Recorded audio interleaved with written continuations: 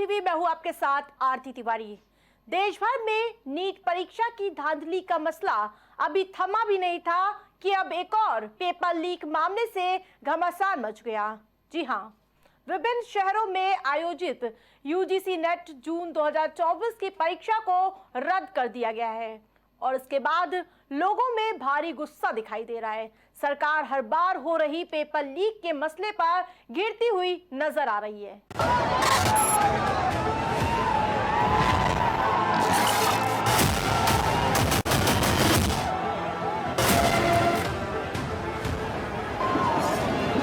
UGC net की परीक्षा हुई रद्द। कब रुकेगी पेपर लीक की घटनाएं? अगर में बच्चों का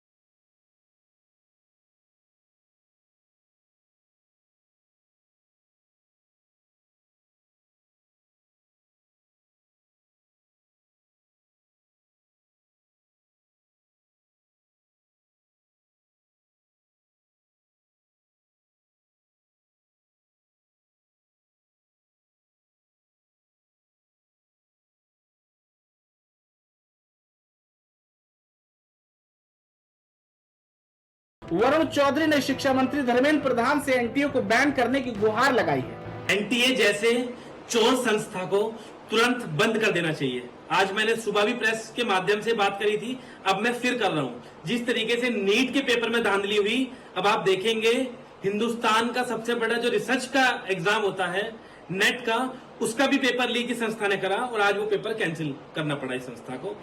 तो मेरी ये दोबारा मांग है बीजेपी की सरकार से, बीजेपी के एचआरडी मिनिस्टर धर्मेंद्र प्रधान जी से कि अपनी आंखें खोलें और तुरंत एनटीए को बैन करें और एनटीए पर बड़ी कानूनी कार्रवाई करें। साथ के साथ जो नेट के छात्र हैं उनको भी मैं कहना चाहता हूं कि 21 तारीख को हमने देश भर में सभी यूनिवर्सिटी में प्रोटेस्ट भी कॉल करा है, उसमें हमारे साथ आए और साथ के साथ 24 तारीख को हमने छात्र संसद घेराव भी रखा है, उसमें भी हमारे साथ दें।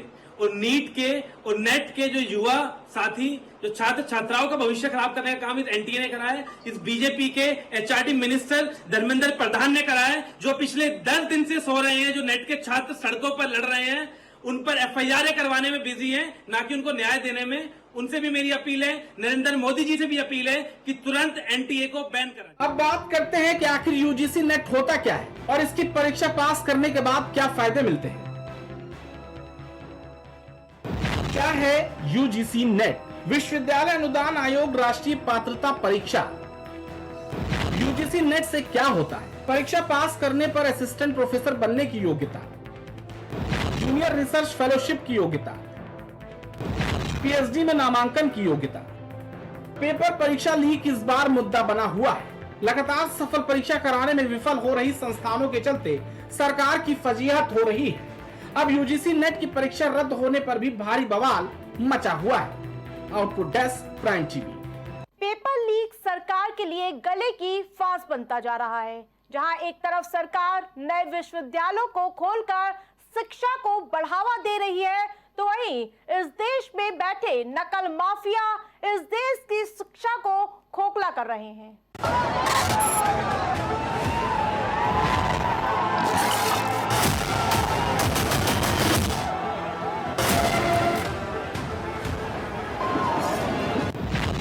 हो रहा बच्चों का भविष्य। पेपर लीक से बड़ी सियासी तपेश। सड़क पर देश का कल, कैसे होगा समस्या का हल।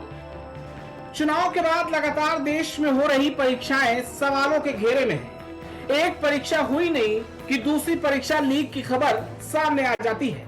अभी नीट की परीक्षा पर बवाल थमा ही नहीं था कि एक और परीक्षा की लीक होने के मामले ने सभी के होश उड़ा दिए। बीते कल एक तरफ देश के प्रधानमंत्री नरेंद्र मोदी बिहार में नालंदा के नए विश्वविद्यालय का उद्घाटन कर रहे थे, तो वहीं दूसरी तरफ एक और परीक्षा की लीक होने की खबर ने बंटाधार कर दिया। कल प्रधानमंत्री ने बिहार में दिए गए अपने भाषण में शिक्षा की जड़ों को मजबूत करने का आह्वान किया था। इसलिए ये केवल संयोग नहीं है कि जब भारत शिक्षा में आगे था तब उसका आर्थिक सामर्थ्य भी नई ऊंचाई पर था। ये किसी भी राष्ट्र के विकास के लिए एक बेसिक रोड मैप है। इसलिए 2047 तक विकसित होने के लक्ष्य पर काम कर रहा भारत इसके लिए अपने एजुकेशन सेक्टर को उसका कायाकल्प कर रहा है। सुना आपने कि देश के प्रधानमंत्री शिक्षा को बढ़ावा देने की बात कर रहे हैं, तो वहीं दूसरी तरफ देश के छात्रों का पेपर लीक की घटनाओं से मनोबल टूट रहा है। कभी ऐसी स्थिति हमारे यहां नालंदा और विक्रमशिला जैसे स्थानों में हुआ करती थी। इसलिए ये केवल संयोग नहीं है कि जब भारत शिक्षा में आगे था तब उसका आर्थिक सामर्थ्य भी नई ऊंचाई पर था। ये किसी भी राष्ट्र के विकास के लिए एक बेसिक रोड मैप है। इसलिए 2047 तक विकसित होने के लक्ष्य पर काम कर रहा भारत इसके लिए अपने एजुकेशन सेक्टर को उसका कायाकल्प कर रहा है। मेरा मिशन है कि भारत दुनिया के लिए शिक्षा और ज्ञान का केंद्र बने। नरेंद्र मोदी बिहार के नालंदा में शिक्षा की ज्योति जलाने गए थे, लेकिन उन्हें क्या पता था कि देश के भीतर बैठे कुछ नकल माफिया शिक्षा का बंटाधार करने में जुट गए हैं। लगातार हो रही पेपर लीक की घटनाओं से विपक्ष को भी मौका मिल गया है और इस मौके को विपक्ष पूरी तरह से भुनाने में जुटा है। समूचा विपक्ष बीजेपी पर सवाल दाग रहा है। इस मामले पर कांग्रेस अध्यक्ष मल्लिकार्जुन खड़गे ने ट्वीट करते हुए कहा कि आप परीक्षा पर चर्चा करते हैं, लेकिन नीट पर चर्चा कब करेंगे। वही समाजवादी पार्टी के अध्यक्ष अखिलेश यादव ने भी ट्वीट करके भाजपा के राज पर सवाल उठाया है। उन्होंने ट्वीट किया और कहा कि भाजपा के राज में पेपर माफिया एक के बाद एक हर एग्जाम में धांधली कर रहा है। यह देश के खिलाफ एक साजिश हो सकती है। वहीं प्रियंका गांधी वाड्रा ने भी ट्वीट कर कहा, क्या शिक्षा मंत्री इस लचर व्यवस्था की जिम्मेदारी लेंगे।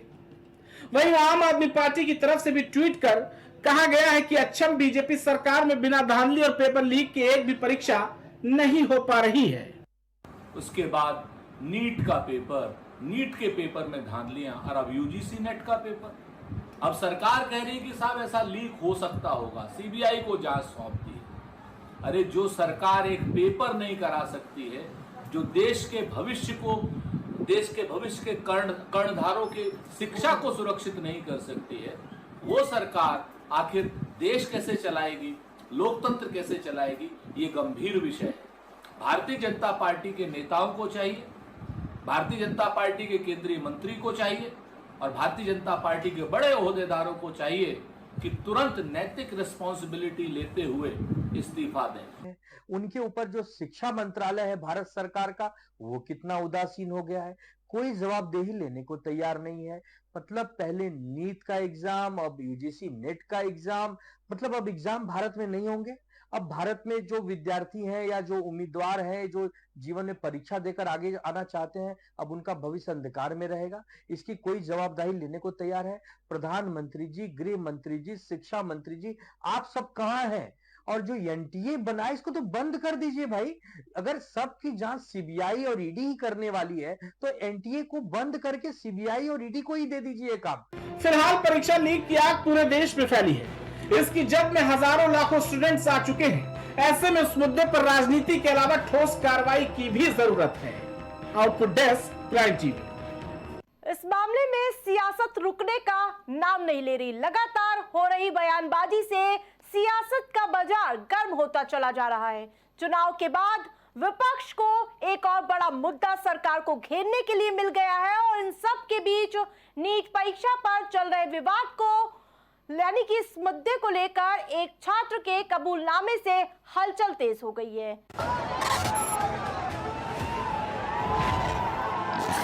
आज एनटीए लगभग 3 बड़े एग्जामिनेशन कराते सक्सेसफुली कराते हैं।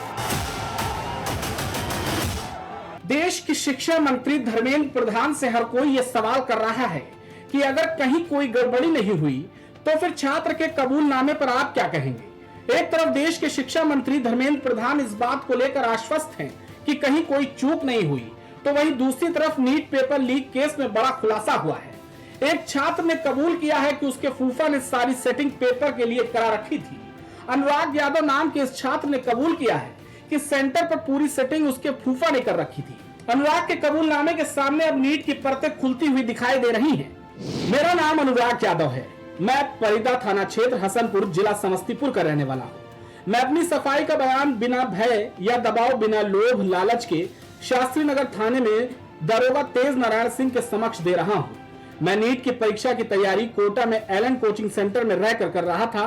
मेरे फूफा सिकंदर यादवेंदु नगर परिषद दानापुर में जूनियर इंजीनियर के पद पर कार्यरत है। मेरे फूफा द्वारा बताया गया कि 5 मई 2024 को नीट की परीक्षा है, कोटा से वापस आ जाओ, परीक्षा की सेटिंग हो चुकी है।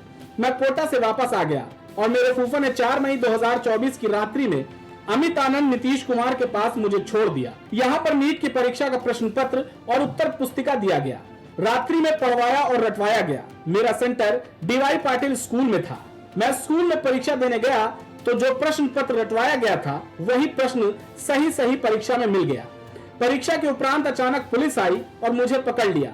मैंने अपना अपराध स्वीकार किया, यही मेरा बयान है। अनुराग के कबूल लाने के बाद सिकंदर यादवेंदु के साथ कड़ाई से पूछताछ का दौर जारी है। आरोपी अब पुलिस की पकड़ में है। उससे पूछताछ की गई तो कई चौंकाने वाले खुलासे हुए। उसने बताया कि परीक्षा धांधली में उसकी भी संलिप्तता है और अपने भतीजे अनुराग यादव के लिए उसने गड़बड़ी में भूमिका निभाई है।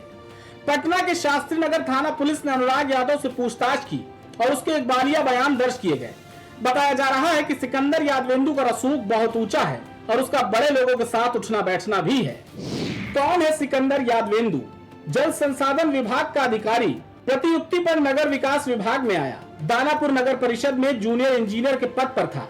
सिकंदर यादवेंदु ने जिस गेस्ट हाउस में परीक्षार्थियों को रुकवाया था, इसके पीछे कई रसूखदारों का हाथ था। उसके संबंध राज्य के पूर्व मंत्री के दरबार से सीधा जुड़ा है। आईबी के रजिस्टर पर नीट मामले में गिरफ्तार उसके संबंधी अनुराग यादव के नाम के आगे मंत्री जी लिखा है। सूत्र बताते हैं कि ये मंत्री जी पूर्ववर्ती सरकार के बड़े ताकतवर मंत्री जी के रूप में चर्चित रहे हैं। इतना ही नहीं, उप पूर्व मंत्री के सचिव का वह करीबी रिश्तेदार भी बताया जाता है। सिकंदर यादवेंदु की बहाली जल संसाधन विभाग में हुई थी। बाद में इसने अपना तबादला नगर विकास विभाग में करवा लिया था। Output desk prime TV. आरोपी सिकंदर यादवेंदु का नाम तेजस्वी के पीएस यानी कि प्रीतम से भी जुड़ता हुआ दिखाई दे रहा है, जिसके बाद बिहार में सियासत अपने आप में उफान पर आ गई है। आखिर सिकंदर और प्रीतम के बीच क्या कनेक्शन है, देखिए हमारी ये रिपोर्ट। नीट परीक्षा के तार गुजरात टू बिहार पहुंचते हुए दिखाई दे रहे हैं। बिहार में नीट परीक्षा की धांधली की स्क्रिप्ट लिखी गई थी। सिकंदर यादवेंदु नामक एक सरकारी विभाग के जेई ने पूरी घटना का जाल बुना था और इस जाल में उसका साथ प्रीतम नाम के शख्स ने दिया था, ऐसा दावा किया जा रहा है। बिहार के डिप्टी सीएम विजय सिन्हा का कहना है कि प्रीतम बिहार के पूर्व डिप्टी सीएम तेजस्वी यादव का पीएस है और इसी के साथ मिलकर सिकंदर यादवेंदु ने पूरी घटना को रच डाला। प्रीतम और तेजस्वी यादव के बीच क्या संबंध? तेजस्वी यादव के सरकारी पीएस है Pritam Kumar, deputy collector rank के अधिकारी हैं प्रीतम कुमार। मामले में गिरफ्तार आरोपी सिकंदर यादवेंदु के रिश्तेदार। ये सभी पहलू जैसे ही सामने आए वैसे ही बिहार का सियासी पारा हाई हो चुका है। डिप्टी सीएम विजय सिन्हा ने कहा कि बिहार को कलंकित करने का काम राजद ने ही किया है।